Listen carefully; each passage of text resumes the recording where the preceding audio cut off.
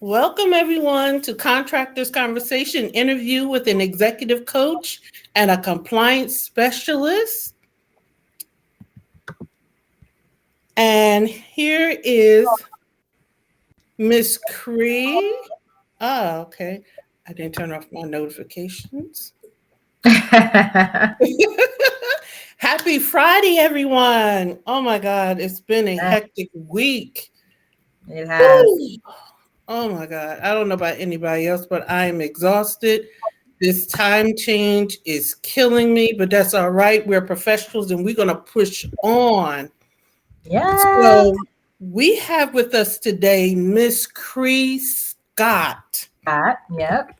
She is the CEO and founder of Serenity Sci Consulting. I hope I Yeah, said that correctly. that is right. And I'm going to update my name, my title, so you can see it. So tell us a little about who you are, who you serve, and how you serve your community. Yeah, so I am a psychologist by trade, and I was practicing as a clinical psychologist for several years, and then switched over into consulting and focused primarily on leadership development. And I found that I really enjoyed it. So I was in professional services for about 12 years before going out on my own earlier this year. And right now, my focus is on leadership development and coaching. And so my leadership development uh, process is more around 9 courses that I have developed. And they fall within the areas of DE&I, so diversity, equity, inclusion, well-being, so employee well-being, and human-centered leadership. So all those things around psychological safety, around emotional intelligence and agility in the workplace, authentic leadership, anything you can kind of think of to kind of put the person first in terms of leadership is where I focus. And in terms of coaching, I tend to focus more on executive coaching, but I also do some well-being coaching because I find that people are burned out and they're ready to just kind of figure out what's next for them. So I focus there as well. And yeah, I'm just really excited to be here and talk through this. I think this is pertinent. We're coming off of a world changing event, and I don't want to sound melodramatic or overdramatic, but I think our generation has experienced something that shifted the dynamic. Yeah, And those in the entrepreneurial space really had to learn to pivot on the dime. right. And Yeah, in doing that, it was like go with the flow or get lost. And that was employees, employers, and everybody else. yeah, And we didn't take enough time to kind of decompress. right. Exactly. So now that we're in this lull before the next storm, because there's another storm coming if you want to listen to the analysts, Sure. we really need to have that next conversation, whereas where you're coming in. You know, Yeah. the leadership development, the employee centric conversations. Yeah. And I love that you're the go to person. Yes, And, I love that too. I love the go-to. and I think contractors don't think about this. You Yeah. know, we're so busy trying to go for the win, we forget after you get the win, it's the people behind us that's performing the Yes. work that Yes. needs to make sure we maintain the win. Yeah, and I think that when it's everything that you're saying just resonates highly with me because I think about, coming off of COVID and there are a lot of layoffs. There are a lot of people who were a part of the Great Resignation, and the people who were left behind during that time in the workplace are almost, suffering. And so I think that's where the term quiet quitting came from in the first place, because you have these organizations that are just like, okay, we lost a lot of people, but they're having some really big challenges in terms of hiring and rehiring and staffing these projects. And so what you find is that the people who are left behind, they're still kind of moving at the same pace they were when they had, twice as many people on their team and expected to still hit their numbers and make the same results. And I think they're finally saying like, wait a minute, no, we're not doing this anymore. And so you hear the term quiet quitting, which has nothing to do with quitting. Really what they're quitting is, going above and beyond when there's no, positive, reinforcements for them to do so. And then I also, talk, as I hear you saying, like, thinking about how to keep your employees engaged and loyal and wanting to stay with you. Those are all the things of human centric leadership that needs to happen, because you can't do the old way of leadership where you used to be like, oh, performance and results and output and all the things about numbers, and not ask people how they're doing. What can I do for your career development? How can I make sure you're happy? And what can I be doing to ensure that you have all the tools and resources necessary to thrive in this workplace? That's the conversation that these leaders need to be having now. Because it's hard to maintain a compliant organization when you have a workforce that is quitting.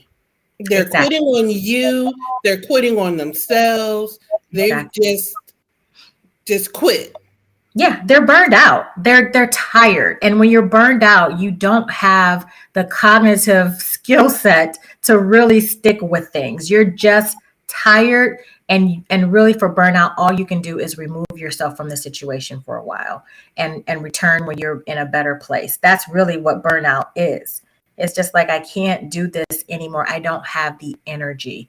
I don't feel like this is going to get better, so let me just sit down and do something different, which is take better care of myself and worry about me. So, how can we as an organization get our employees to re-engage? Okay, they've quit mentally, but we don't want them to quit physically. Right. Yeah, I think it's really around like taking some of those steps that I talk about in many of my courses. And it's around setting up an environment in which people feel like they can come and talk to you, setting up an environment in which you become that leader in which people really want to work for. And so that goes back to the ideals of psychological safety, which is the trust, the honesty, the really showing up. That goes back through to emotional intelligence, making sure that you understand yourself and your own emotions and how you're showing up for other people, but also being able to understand other people's emotions and react in a positive way that's going to be impactful and valuable for them. And so when you marry those two things together and you create a space in which, now my employees feel like that I am here for them, then this is going to be less likely for them to want to physically quit, because now they're just like, oh, well, I really actually enjoy the work that I do when it's not like this. And maybe this too shall pass, right? And then, as we all know, people quit their managers, they don't quit their jobs. And so if you can be a better manager, then you will likely have more engaged employees. I love that you said that, because I never forget a conversation I had when I was in corporate, and he was a newly named manager, and he was just like, managers are perfect and is always the employee. And I told him, I said, don't forget the conversation we had when you were the employee and we Right. were talking about the manager. I Yes. said, don't forget, I don't know what it is about the psyche that changes. And we all understand every employee isn't a saint and every manager isn't the villain. Right. However, that dynamic, you can't forget. You Right. can't forget what it was like to be the employee working in the dark when Right. you become management. Yep. You can't forget that your employee has to buy in. And Yes. And that even goes up when you're in the middle and your manager is telling you something and you don't believe it, but you now have to sell it below you. Yes, all that. Yes. And I say this too. It's like a lot of times, what took you to be a get to manager or to be a people manager, those skill sets that you got to be there are not the same skill sets that you need to stay there. Right. So usually Yes. people are they're promoted based on being great individual contributors. And that skill set of individual contributing is great. And you're going to go far with that as long as you continue to do that. But when you add that on top of being able to manage people, that's a different skill set most of the time. And so I think people sometimes confuse the fact that, yeah, you might be a rainmaker, you might be bringing in all the money, but if nobody likes you, none of that really matters in the long run. You're going to find yourself lonely on an island all by yourself. So, yeah, it's so important to remember like what it's like to be that employee for sure, because you need a different skill set to manage people than you do to bring in money. Now, I want to continue this conversation, but I want to transition it a little bit after the next segment. So I want Yeah, to kind of pause right here yeah, and just kind of transition a little bit. yes. That sounds good to me. Okay. So when you're talking about, one of the things that I was thinking about as I was talking about my company is the things that you do in your company. So I'm wondering if you can talk to us a little bit about your company so that we can get an idea of that and we can kind of come back around to how we might be thinking about things in the same way. So tell me a little bit about your company, LT&A Consulting. Well, I'm Luciana Turner of the LT&A Consulting Group. I help businesses obtain, retain, and maintain government contracts. I know that sounds like, wow, I just want a contract, but there's just so much more. Mm-hmm. There's that back end that people don't want to talk about.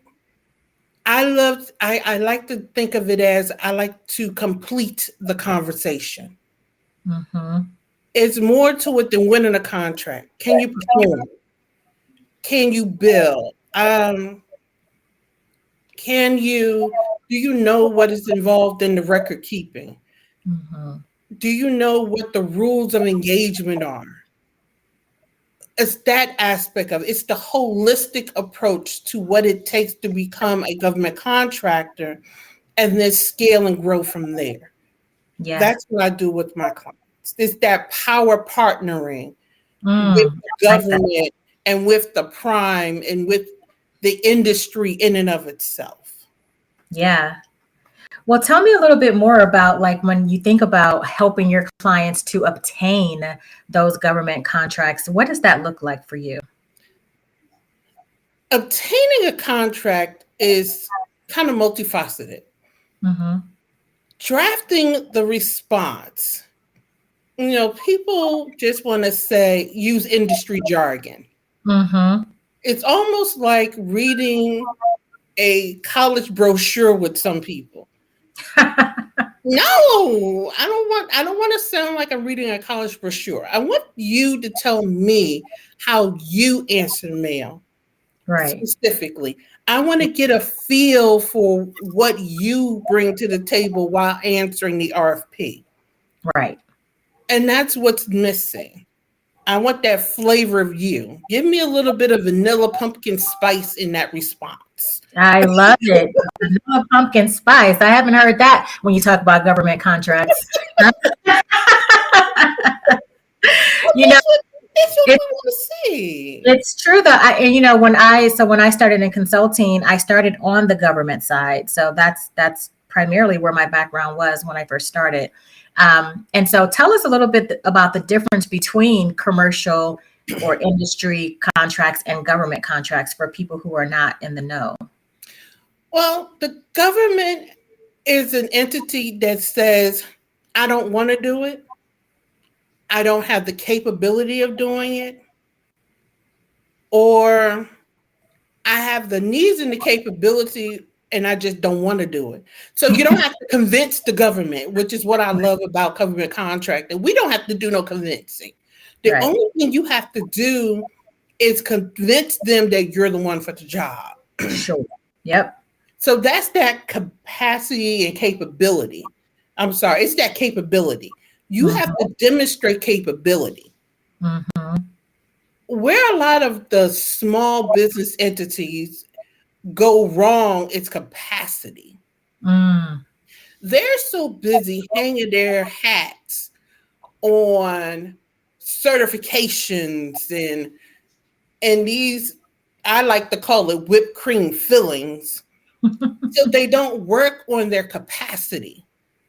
You want $1 million contract and you have beer bottle credit, Mm, but you think this certification is going to cover that.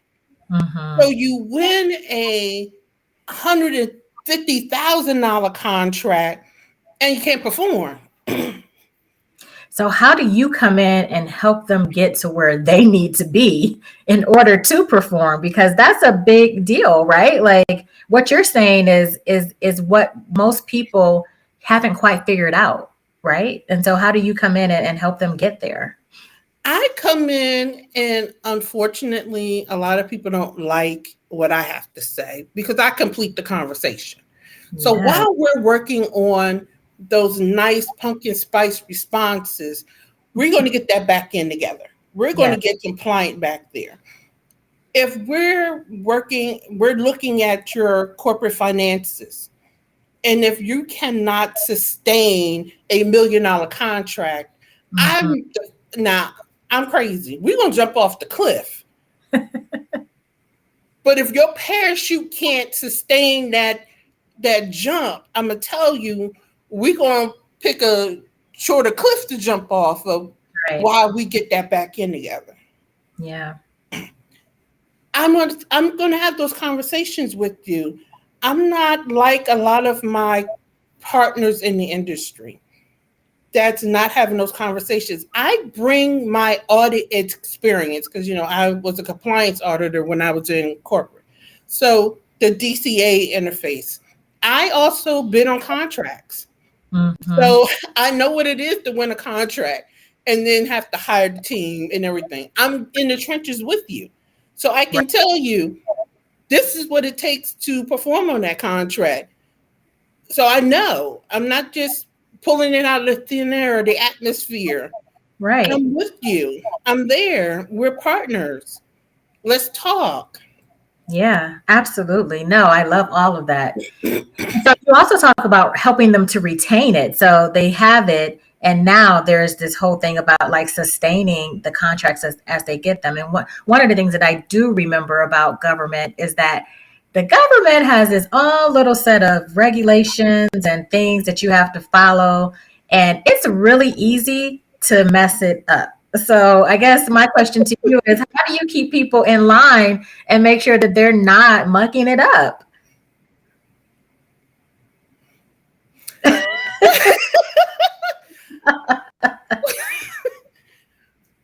Respect the industry by learning the rules. Yeah. As we build that back in, we're going to build it in with the rules in play. Yeah. I am going to teach that old proverb, teach a man how to fish. Mm-hmm. Absolutely. When I teach you how to fish, I'm going to teach you how the rod and the reel is built. Mm-hmm. And then while you fishing, because after a while, you're not going to need me to help you cast the rod, but Mm-hmm. you will need me to let you know that in seasons, which seasons that you can fish in this pond. I keep you up to date on the rules and the regulations. Awesome. Right? I let you know, hey, those rules have changed. There's Yes. there's that compliance aspect, that unsexy thing people don't want to talk about. Right. Those taxes that nobody wants to file that will get you incapable of bidding, file. Mm, mm. Yep. Those debarments, because the new debarment rules say they debar the individual, not just the company. So play Wow. those stupid games if you want to. You will not be able to prop up a new company. The Right. rules have changed. I do Yeah. the education piece as well. And not only will I educate you, I'll educate your team because you're responsible for what your team does. That's what that fine print on them documents say that you don't want to read. It's a lot of, they do put out a lot of documents. You know that Well, we have 200 you, page right? RFP that you don't want to read. It says it in there. You're responsible. That's right. Well, and people are not reading that 200-page document. That's the thing. So, if someone is interested in getting to government contracting as a business, what is some advice that you might give them? Oh my God. I would actually tell them, get your mind right. I'm actually working on a journal workbook. The Hmm. 365 contractor is what I'm calling it. Oh, nice. I'm Tell us working about. on um, the 365 contractor is a step by step. Within a year, you'll be a government contractor. I would even go as far as to say at the end of the year, you'll have one, if not two contracts. Okay. And it's a step by step, bing, bang, boom. This is what you need to do to prop up a company. It's geared towards what I would like to call parallelpreneurs. So Okay. if What? you're kind of like still in corporate and you're trying to make that transition, Okay. I'm also scaling it and creating another version of it for those who have a business but they want to branch off into contracting. But Okay. Like so me. yes, like you. And the first thing I thought about, because I go back and I listen to some conversation, I sit in these like information session the government hosts, and time again, I come back to the same thing. Get your mind right. That mindset. If When you your say mindset is in mind there, re- when you say get your mindset ready, what does that look like? a lot of people fail and stumble because they're thinking, not even as an employee, they're thinking like Joe Schmo on the street. Okay. I need you to think as an executive. Mm. And which is where we're gonna do another segue shift in the conversation, because I want to talk about, we held a conversation where you said you do emerging executive coaching. Yes. And Yep. this is what made me think about that. Mm-hmm. And idea I had about around this conversation. Okay. A lot of people say, I'm gonna be a government contractor, I'm gonna start a business, and their Mm-hmm. mindset is mom and pop on the street.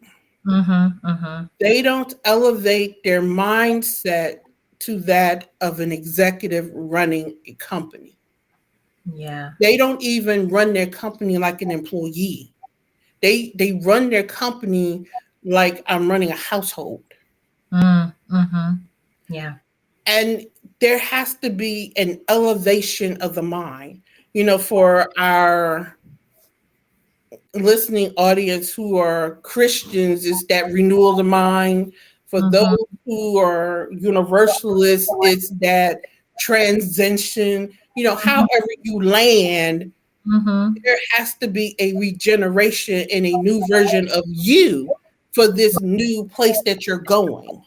Right. So that means there has to be an executive mind to make executive decisions, which Right. falls into what you were talking about, becoming a new emerging Yeah. executive. Yeah, no, and I do agree with you. Sometimes it is, and I shouldn't say sometimes, most of the time it is our mindset that holds us back.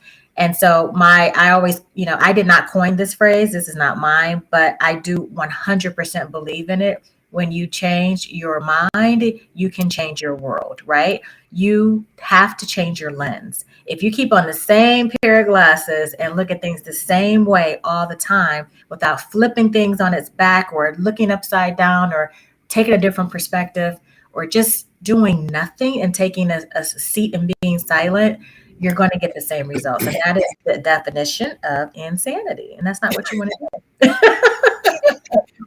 You know, I never, I never forget. There was an older gentleman.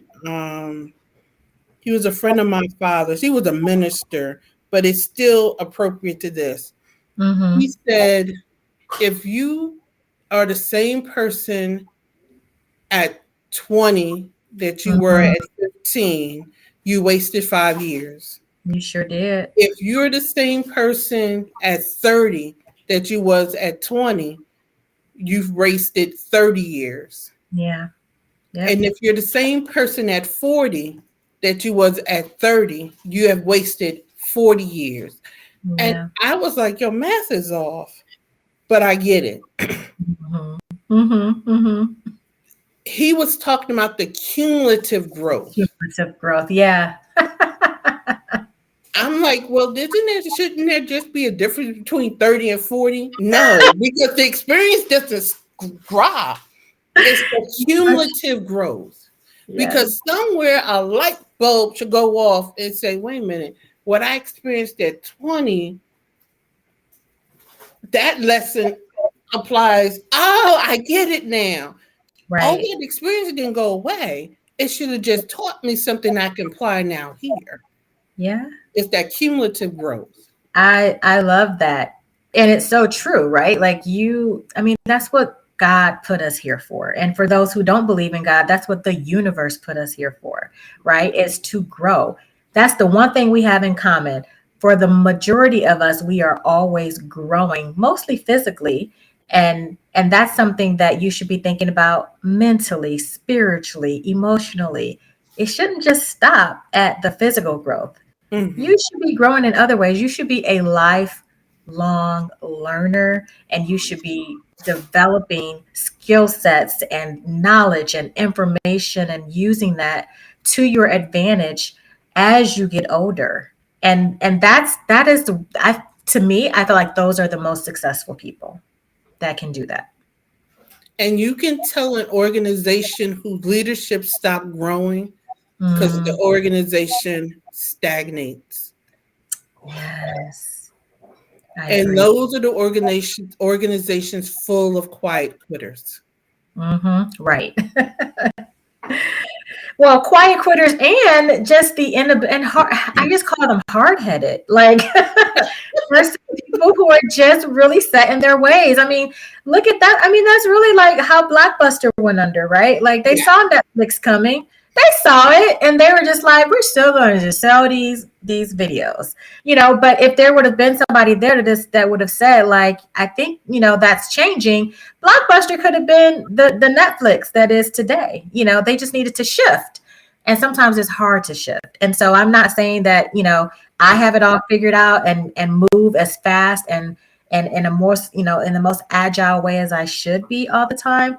But I do feel like I am more willing to take those, you know, small calculated risks when I see that there is something out there that might be better than what I'm doing, because I am a lifelong learner and I love it. Wow. This was just an awesome, amazing conversation that we had today. And I am quite sure that the conversation will continue in the Yes. I can't future. wait. Okay, but one thing you have to tell me before we go though is, when is this 365 book coming out so that I can get one? Because I need it in my life, and I'm sure the viewers want it too if they're thinking about doing something like this. Well, the pre-sale will launch Monday. Woo! So pre-sale going out Monday. The actual product will be out in time for the first of the year. Okay. Everybody who buys a during the pre-sale will get access to a masterclass. All right. Now, where can we find it? Where do we just go into your website, and if so, what is that? Their website is 365 Contractor. All right. Contractor or contracting?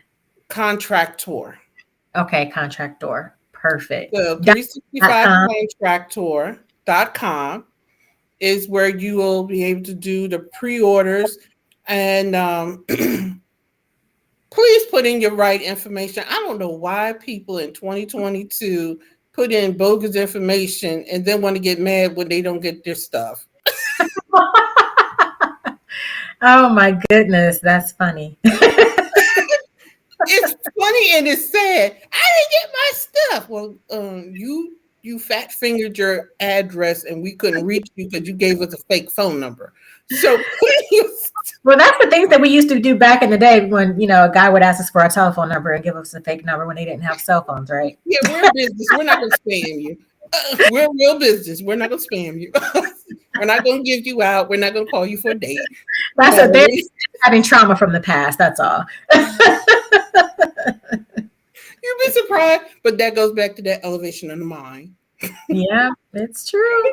It's true. But to me, I'm just like, if you really do want something, then yes, you do need to give the right information or have a PO box or something if you're really concerned, right? So. Yes. Yeah.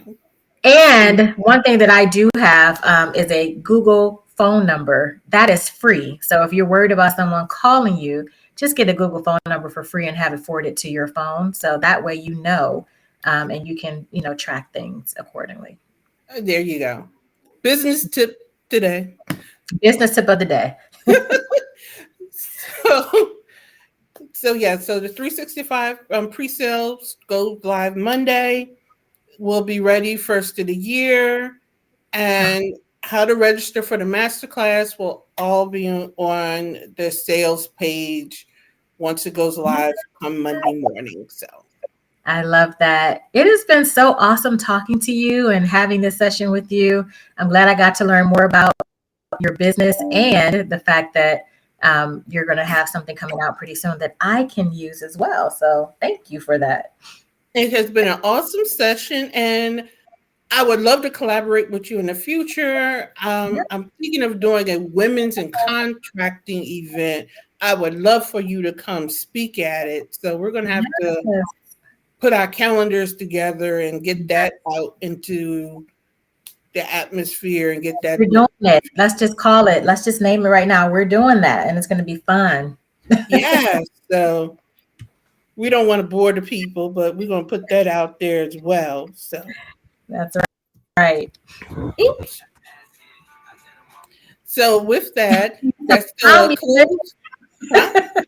So how can people reach you? They want to contact you. Yes, if you want to reach me, you can reach me at www.serenityscihealth.com, and that's PSY, serenityscihealth.com. And if you want to reach me by phone, I have a Google Voice number, so I screen all my calls. It's 678-439-1395. So you can call me if you want, but it's going to be screened, and you have to tell me what you want. I love it. Direct and to the point. You can reach LT&A Consulting Group at 980-206-8112. You can drop an email at contact@ltaconsultinggroup.com. So the recordings will be up on probably till the end of next week, when I'll take it down. The replay is always available on our YouTube page, channel. LTA Consulting Group is our YouTube channel. And we'll sign off for today. And our podcast is Contractors Conversation, which this conversation will go live on there come Tuesday. So yay! It's been amazing. And I'll contact you later. Have an amazing weekend. You too. And as I always say, everybody, a stressed mind can't create. So take the weekend, decompress, spend time with your family and your friends, and hit the ground running Monday morning. Yes, I love that. Yes, let's do it. Have an amazing weekend, everyone. Yes. Bye, everyone.